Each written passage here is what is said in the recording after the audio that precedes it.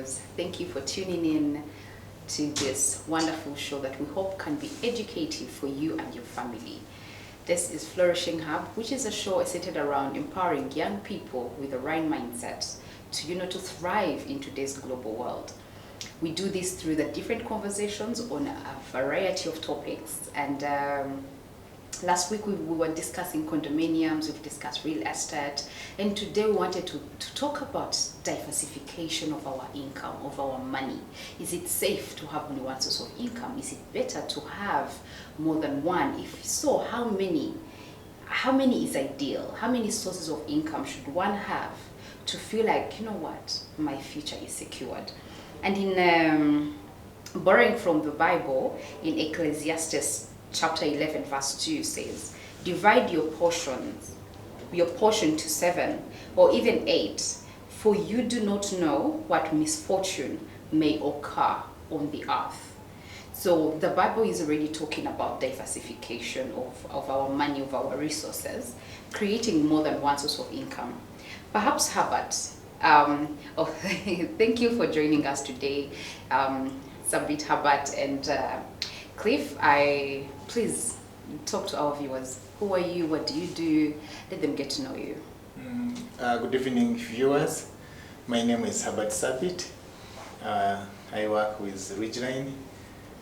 We are a real estate consultants firm, but also have Ridgeline Industrial Training College, where we train the graduates and making them ready for the marketplace.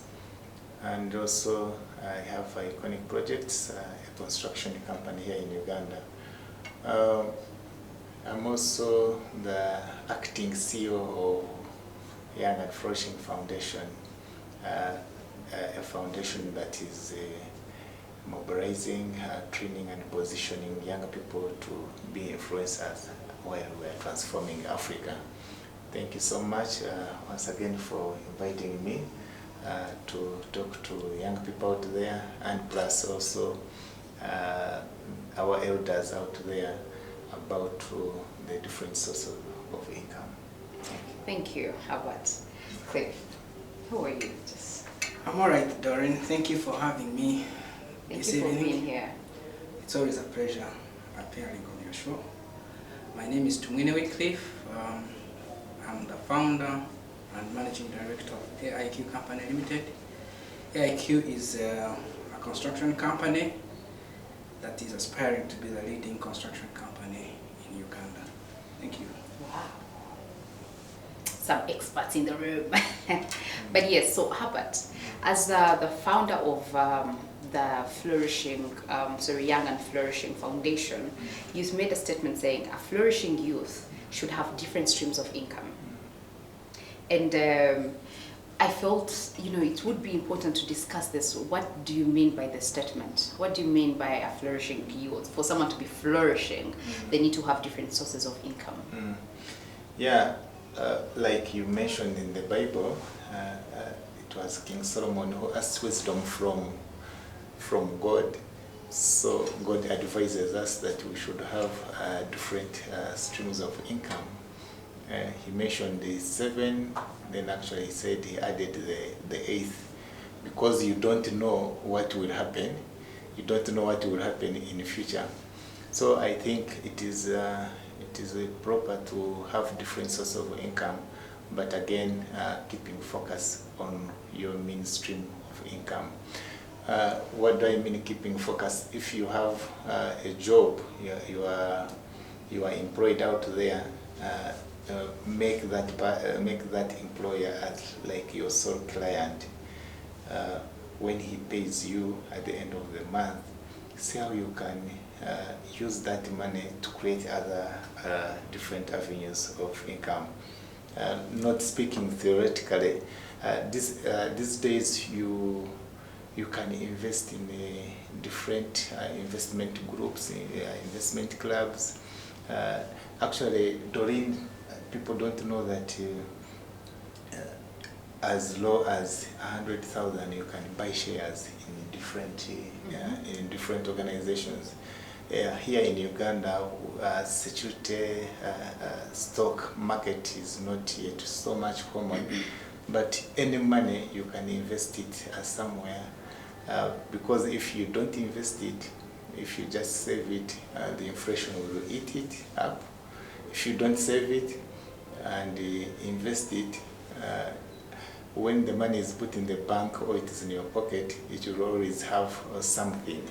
It will always have, it will ask you to, because it wants to fly away. The money is supposed to be in saturation, so it wants to fly away. So if you are keeping it, there will always be a need. Some Christians even call it, maybe it is a demon or what, because when you have money, that's when they start calling you that your grandpa is sick, your mother is sick, or your children have got. Because even when you don't have it, those expenses are always there. But now I think you find there is a need to help. Doreen, let me give you a funny example. When I was working, my first job as an accountant in a certain courier company, later I lost that job because the franchise was taken away from my boss, and I went back on the street. When I was working, I used to receive phone calls and messages for wedding meetings. Even strange messages, like someone I don't know, him or her, maybe the message has gotten lost on my phone. Later, when I lost the job, I couldn't get even a lost message on my phone. I couldn't get phone calls. So it struck me that even when I retire and I have no money, I will lose friends. That's the fact. When you don't have money out there, you find actually even your network narrows down, because you become so much when you become dependent, you depend on your children or you depend on your friends. People, they will start hiding from you. That's brutal facts, and it starts hitting us, those who are in middle age crisis. We call it middle age crisis, 40 and above. It starts hitting you harder. So when you get any money, you can diversify it and create other different sources of income. That's what I can say about different sources of income. Okay, thank you. You mentioned that it would be advisable to buy shares. You know, different companies offer shares, and they can go as low as 100,000. Yeah. Maybe you could talk to someone out there who is interested in that particular point. What companies would you advise them to maybe invest in? Oh, Doreen, I'm not an investment expert in the stock market, but they are always they call them stock brokers. You can Google out, like here in Uganda we have Stanley, but we have different stock brokers. Even your banker, when you go there, they can advise you. But you can also visit a website, Security Market in Uganda. There are always shares out there. We have Uganda Clays Limited that is selling shares. We have DFC, we have Stanbic, we have all those kind of. You can even MTN. You can go and invest. Most people think that you need to have $1 billion to invest in those shares, in that stock market for you to earn much. But rather than taking it to a cafe or something, that 100,000 can do something.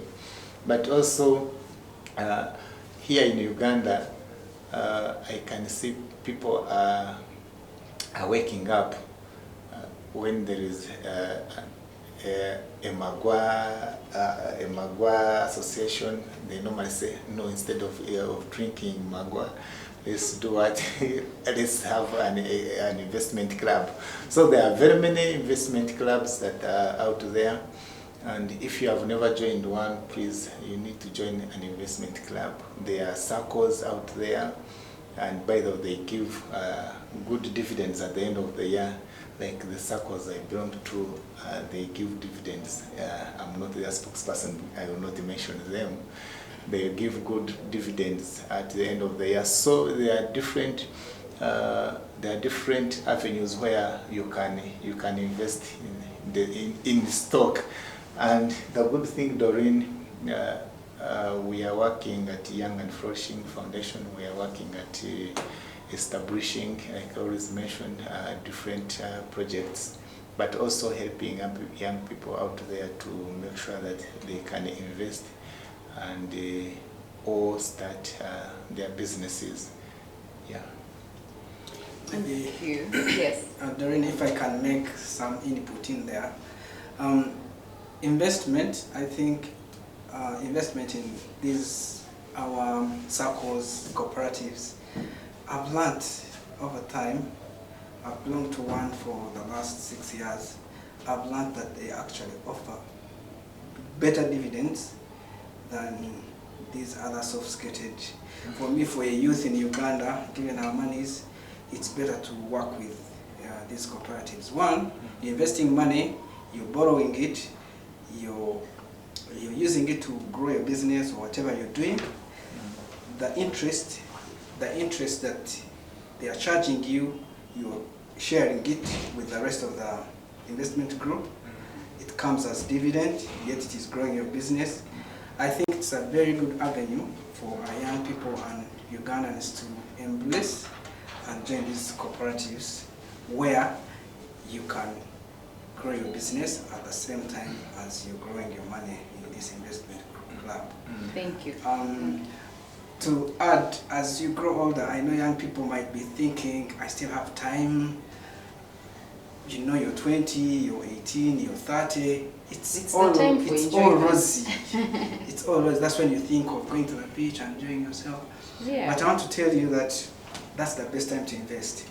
If you start panicking like some of us to think about other sources of income, it can be tricky. I recently, actually this week, I had a conversation with, also by the networks you invest in, are very important. I had a conversation with a friend who made me appreciate this concept, because most of us, when you like own your own house, you like relax. Now, I don't want to take any more risk. I'm in my own house, I have a job, let me grow my business. But let me tell you, it's very hard to grow your business from the earnings of the business. It's better also to keep thinking of taking credit. There's no businessman who has grown internally without venturing into these financing facilities. So join an investment club, join an investment whatever to grow, to get source of income to help you kickstart anything you want to do. Okay, Don't be comfortable with where you are with your job, your monthly pay. Get some credit, invest it somewhere. It can be, last week I was watching our program, this program, and someone was saying it does forced saving by taking credit. So yes, that's a good way of forcing yourself to save. You take a loan, well known, before you get your money, the bank is deducting that money to pay your loan, so that you can say, buy a big chunk of land or do a business and stuff like that. Okay. If you're just joining us, this is Flourishing Hub, which is a show centered around educating young people, you know, through the different conversations we have here, and we hope somewhere out there a young person can be inspired to grow their money. Someone out there can be inspired to become the best version of themselves, both physically, emotionally, mentally, financially. In a world full of all this information, it will be absurd for you to remain behind. And today we've been talking about diversification of money. What does that mean? You know, is it so important to have more than one stream of income, or can one just really have just one job, you know. Is that okay? And could that be referred as a hustle, as they normally say? a hustle. Hey, I know for a fact there are people with full, you know, a 9-to-5 job, but you know they have their side hustles. You know, do you have a side hustle? Or for you, the guys in the suits? I take all my business as mainstream of, as the mean. Once, I think in 2019, I wrote about why I don't like side businesses. I'm becoming controversial. Yeah. Why I don't like side businesses, because any business you call, in your mind you call it, it's a side hustle, it's a side business, you not put in an effort, and you leave it to other people who, in Africa, unfortunately, integrity is still very low, character-wise still very low. I started H-Banda. I started H-Banda some time back, the cinema hall, and I left it to my cousins, and of course when you employ a relative and he steals money from you, you will not take him to Ruzira, because you'll again go and pick him, or the entire family will gang against you. So when you call it a side hustle, a side business, you find you are not putting in a lot of time, a lot of effort. So to me, I think you can have different businesses, but in your mind you know that this is it, it's my business, I'm going to work, I'm going to grow it. So it is not a side business, even if it is after 5 p.m. know that it's also another mainstream of income. But in your mind, don't call it a side hustle. So basically what I'm hearing you say is that, yes, go ahead and start a different business, yes, or a different investment. You know, go ahead and do all these other things. But mentally, don't lock yourself up in thinking that it's going to be a side hustle, because then when you make it that small in your mind, even your input in it becomes this small. Yes. You know, you give it less time, less dedication. So everything you decide to put your money in, just make it, you know, let everything be something main to you. Cliff, would you recommend a side hustle? Oh yes, I'll be, at this time, at this age and time, if you clock 40, you've got to think about seriously diversification, whatever anything happens. And I was having a conversation with Herbert before we came on air, that recently we were having a conversation in our fellowship, and we're talking about retirement. The other time we talked about writing a will, and you realize you are going to die.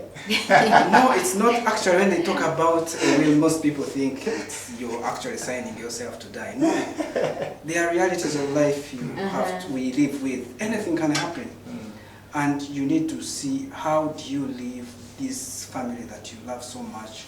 How will things be with them? How would you want them to things around? I'm not saying that we have a lot to talk about, but how do you want them? First of all, declaring, these are my children, that's a will. It's not the fact that you are alive and we know that these are your children, they are. You have to set it in a will. I have 3 children. No one should come again and say, there is even this one, when actually they are not. So we're having this conversation about retirement, and I realized it's real, it's closer than I thought. And thinking about side hustle is side, Albert said, we shouldn't call it a hustle. Side investment is very important for us to work out our retirement. It would be very, very unfortunate for us to retire and you can't meet your medical expenses. You have to live on handouts. And by the way, I was talking to my risk expert, and he told me the generation of children who take care of their parents is ending with us. Sadly, it's ending with us. And our children might not really, and might not be wired to think, I am their responsibility. when I grow old. So as we do parenting, we need to know that we are on our own, we need to plan for retirement. And man, if you retire with good investment, you live well. You live well, but most of the people die at 3, before 5 years after retirement because of the struggles they go through and maybe how well they planned for their retirement. Having said that, then what do I need to do? You have to find ways of earning in your retirement. Yes, your retirement, you will not have as much energy as you have today. You might not be able to run around and about as you're doing today. So you think of avenues that can earn you some good income, but without necessarily putting in a lot physically. One of them is investing in real estate. Yeah, having like rentals that earns you something every month, but requires little or no much operational involvement. And the other bit is, as he has said, investing in these instruments, bonds and treasury bills. They are good ways. But as a young person, I also have to tell you that it is good. Investment done today is better than an investment that you're thinking about 10 years or 5 years after today. You've heard people talking about, I bought this plot, I bought this area, I bought in this area when it was still a forest some 20 years ago, and you see what much value it has added to them.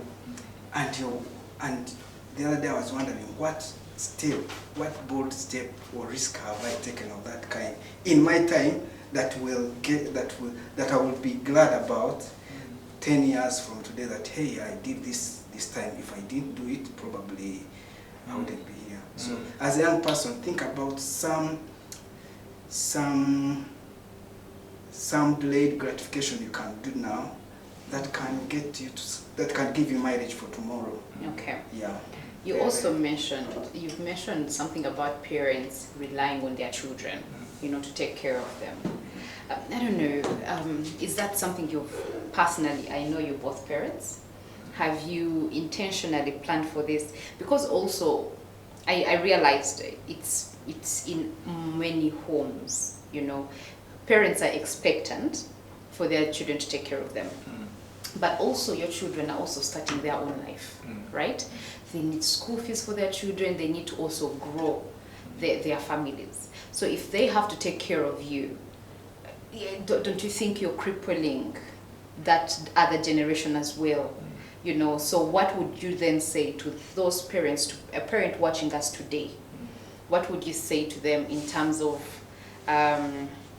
also just knowing that it's their responsibility to, just have that safety net for themselves, not rely on their children to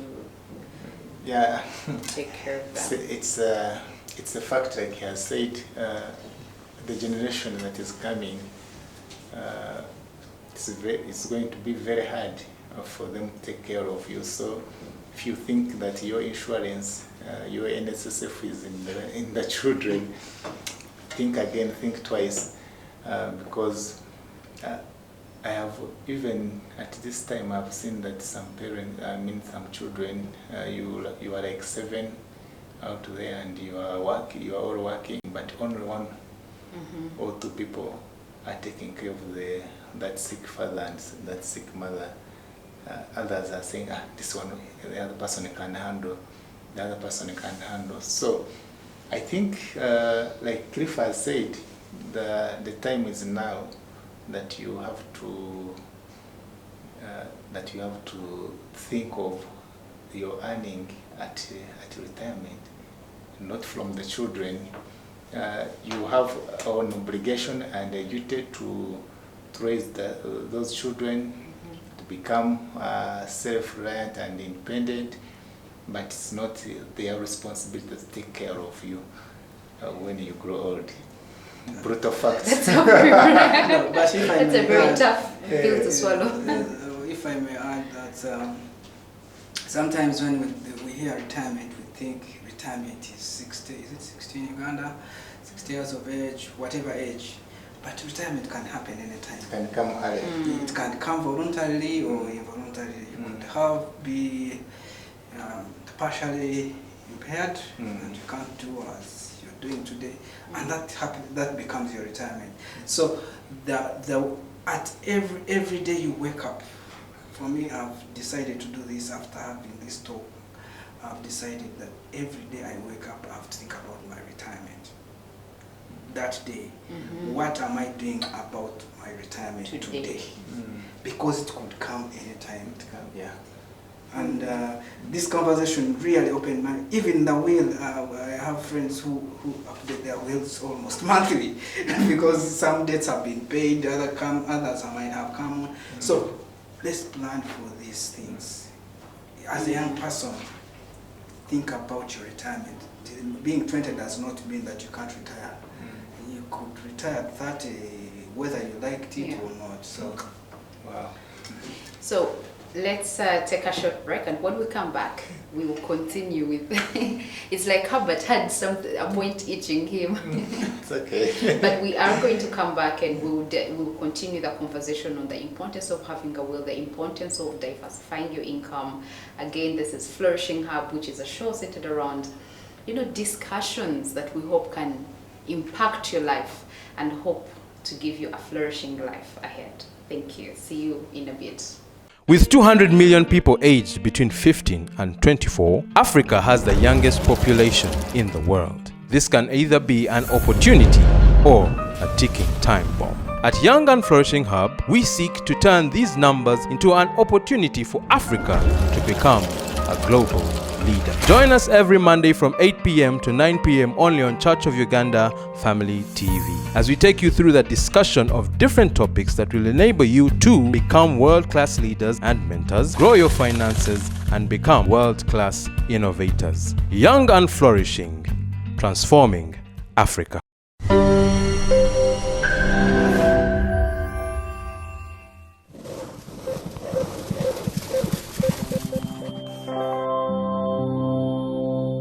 Welcome back, our viewers. Thank you for staying with us and learning and growing with us. This is Flourishing Hub, which is a show centered around empowering young people, but even adults, I think, with the right mindset to become the best versions of themselves financially, mentally, emotionally, to mention but a few. And we do this through the variety of discussions we have. Today, we've been talking about diversifying our income, our money, just to create different sources of money to give us security. They usually say it's not advisable to keep all your eggs in one basket. You just never know how that is going to go. And right before we broke off, we were talking about, our guests were talking about in businesses, investments. We also, Cliff hinted on the will, but I think that can be a topic on its own another day. Yeah. Yes. But yes, what is the difference, Herbert, between a business and an investment? Yeah, thank you, Doreen. Actually, I think most people, they interchange. They talk about, this is my investment, this is my business. But to me, they all, yes, require money. When you want to start a business, you need money. When you want to invest, you need money. But the difference is that for a business, it requires your full-time engagement. You'll be there every day to see it operate. But for an investment, it doesn't require your full-time engagement. An investment is where you put the money and it works for you, whether you are there or not. So you become passive. That's why they call it passive income. Passive income is whether you are there or not, at the end of the year or at the end of the month, you get your return. So that's the difference. In business, you are supposed to be there and see it operate. Even if you build systems, you will need to be monitoring those systems, see whether they are operating. And for investment, you can passively be there. Rental, in real estate, if you have a property, let's say a worker's house and you are managing it yourself, I call it business, because it has many, it requires your full-time engagement, like if it's a commercial property. So I call it, you have a business and an investment. But if you hire a property manager to manage the building on your behalf, so it is an investment, because the other person gets a commission, gets a percentage, and for the rest of the money goes to your account. So whether you are there or not, the property manager's obligation is to make sure that the income is put on your account. So that's an investment. That if you have a property and you are involving yourself in it, it is both a business and an investment. Yeah. Okay. Yes. If I ask, our flourishing youth haven't gotten, are still bordering at finding employment, business to do, and I think investment is still way ahead of them. What would you advise to someone who is, for example, who is jobless, who is starting life, or even his business is still struggling before they get, or what investment opportunities are there? Are you asking me or you asking yourself? I'm asking Herbert. He seems to go ahead of me. He has become the host. Yeah, going ahead of me. I Yeah, I think permission granted. Answer the host, my co-host.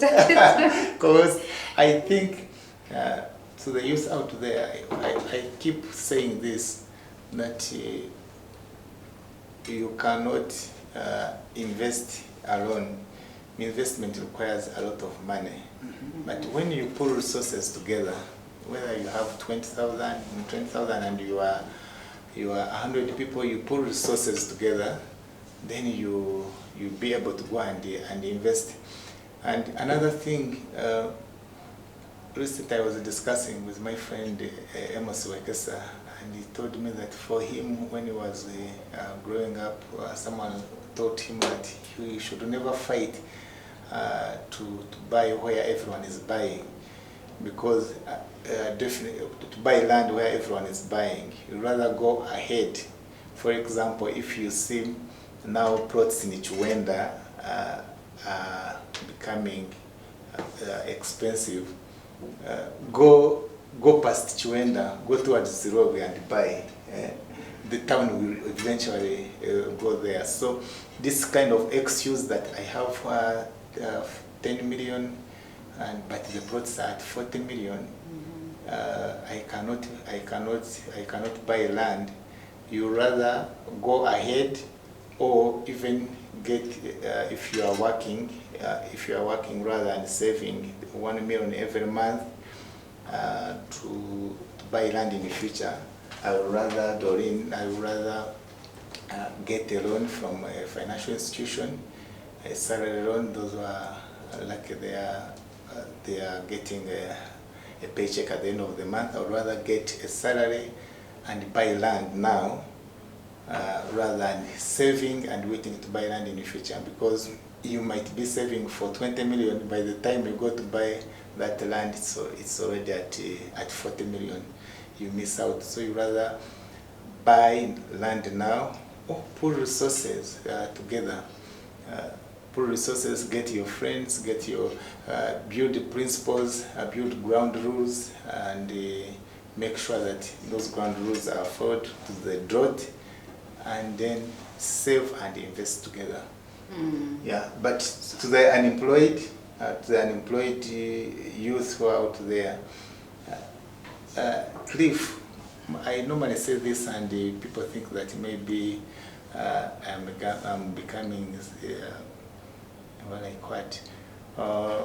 You say it and we shall determine what you become. I may not abuse myself. But even if jobs are not there, I can say it over and over, work is there. Even if jobs are not there, work is there. There is a person who there is a person, he has finished Makerere University and is waiting for 2-3 years doing nothing, waiting for a job. Yet there is someone who wants to clear his compound. There's someone who wants to fumigate his house. There's someone. There are many problems. There are many problems around the world, Doreen and Cliff. There are very many problems. And to me, I think every problem is a business opportunity. Every problem is a business opportunity. So whenever you see a problem, know that it's not a problem. It's a business opportunity. So youth out there, if you are out there and you are unemployed and you don't know what to do, I am available. That's why I was created. I'm available for you. You approach me. Read them your number. And I will show you. Not some. Yeah, you can read your number and you are overwhelmed. There will be 20,000. There is a certain organization recently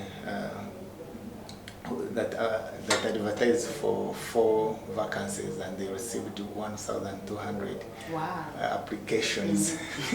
There is a crisis, but again, I've been approached by different, and I know some of them are watching me this evening. I've been approached by different organizations because of this, our mentorship program. They think that I have reliable youth whom they can employ. But again, I cannot put my hand out there and give it to someone that, yeah, this person is so reliable, is dependable, you give him the job. Youth out there, jobs are there, but your character, your integrity, you get a job and you are humbly applying. When you reach there and you waste time on Facebook, on other things, and you start even complaining that the salary is very little. So that attitude towards work is affecting people. And if you're out there and you think you can go in an organization and add value, let me tell you, there is a problem of employability rather than unemployment. I can say it again, there's a problem of employability rather than unemployment. You're sounding like my good friend Samuel Bakutana, who is the CEO of Inspired Leaders International, a leadership consultancy. Now, he always says, yes, jobs are there. You know, jobs are there. Even people looking for jobs, they're also there. But how come we have an unemployment gap? You know, but the question is for you. Are you employable? Would you hire you? For you, would you hire you? if you are the boss, would you hire you and pay you the money you want you to be paid? You know, at every different organization. So it's important for you to also upskill, to also better your character, to be really a better version of yourself, so that you can be employable. I watched last Thursday. Yes, last Thursday I watched my friend Dr. Bilda Bakuma, and he was saying that he cannot hire someone who doesn't know about the organization. If I'm interviewing you at Ridgeline and you don't know anything about Ridgeline, it is either you are not interested, you are arrogant, ignorantly arrogant, or you are just lazy. I remembered that sometime back, I will not mention the university, sometime back we received applications at Ridgeline addressed to the permanent secretary Ridgeline. Application for a job, for a vacancy, and addressed to the permanent secretary Ridgeline. Really, what kind of products are we producing at university?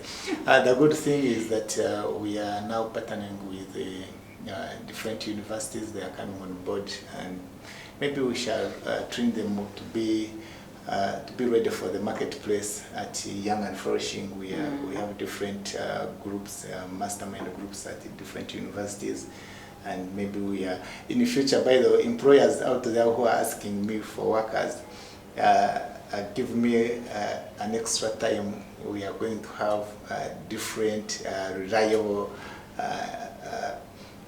transformed minds that you are going to employ them out there. Okay. Because they are coming through this Young and Flourishing network. Okay, if you're just joining us, this is Flourishing Hub, which is a show that happens every Monday from 8 to 9 p.m. on Church of Uganda Family TV. It's a show centered around really educating young people with different concepts to thrive in today's world. And today we've been talking about diversifying our income, our money, and are you employable? Yeah, would you hire you? Would you hire you? Cool. But as we are still talking about business as an investment, Cliff, in what avenues would you advise people out there to, to explore? Like, one way, Chama, put your money here. Thank you, Doreen. When Herbert was talking about the vast opportunities we have out there, I was reminded of a quote that was made by Thomas, and this is what he had to say. He said, opportunity is missed by most people because it is dressed in overalls and looks like work. And I want to agree with him. Opportunities are many and they are missed by many because it looks like work. People don't want to work. And overalls means real work. So there are many opportunities for young people.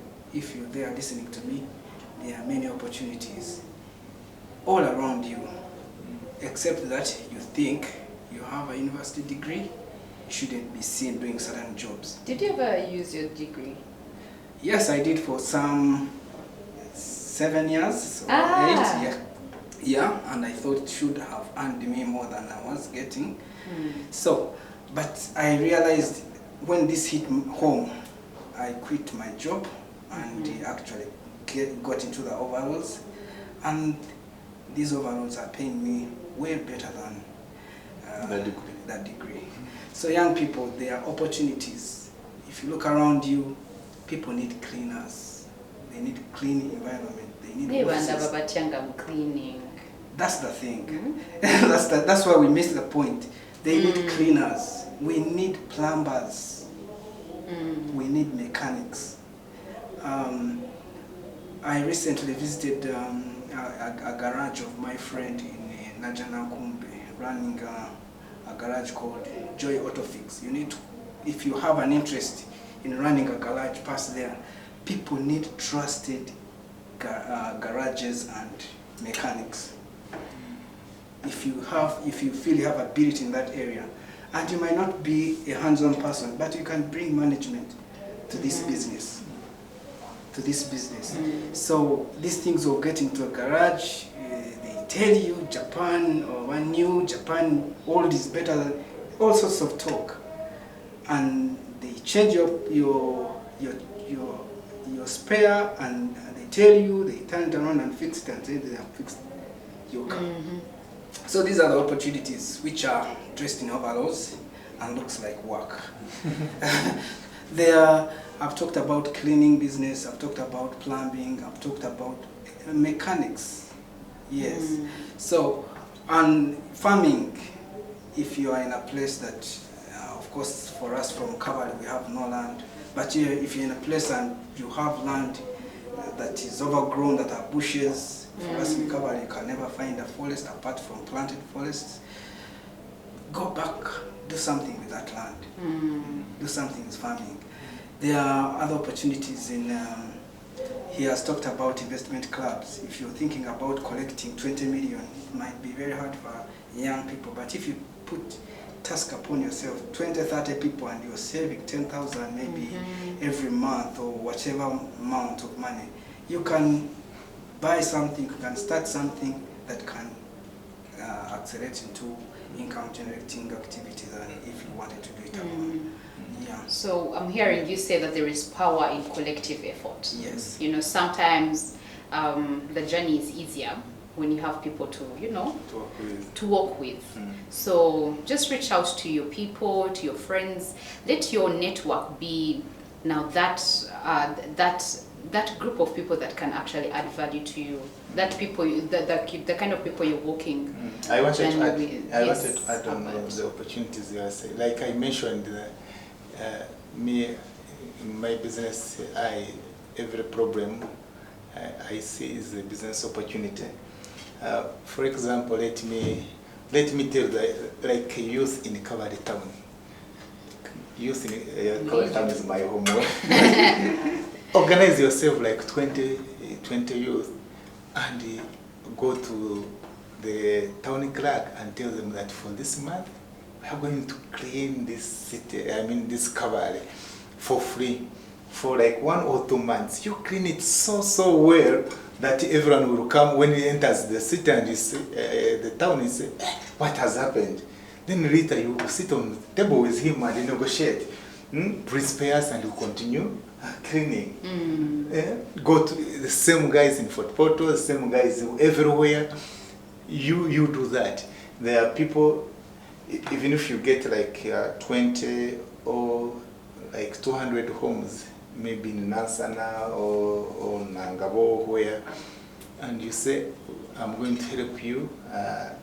I'm going to help you to package the garbage very well. You bring different bags. If you have broken bottle, put it here. If you have this cassette, put it here and sort it well. And you tell them every month, I'll be charging this. I'm going to come and collect my bags I have given you. These are opportunities. These are practical opportunities that are there. But we need just to be thinking outside our boxes. Like Cliff has said, every time you go to a garage, you come back, another thing has died. Because character, we don't have trusted mechanics. You give a carpenter the job to get back that desk. You first fight with him. The same as tailors. The same. There are opportunities out there if you are reliable and you act. If you are reliable and you act according to the promise you have given. I normally tell my staff that you rather actually promise under promise and you do over deliver.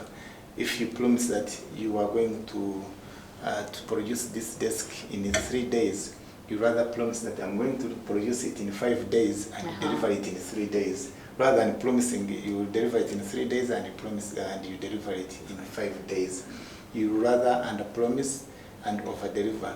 There are some people out there because they want to get a lot of food on their table.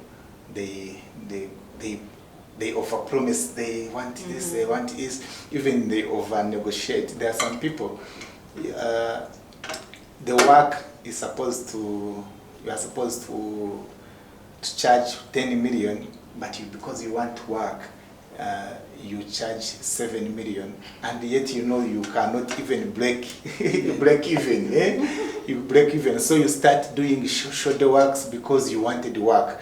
I would rather charge you 10 million and you don't give me work, rather than doing shoulder work because I want to get work. So they are character-wise, the actual opportunities out there.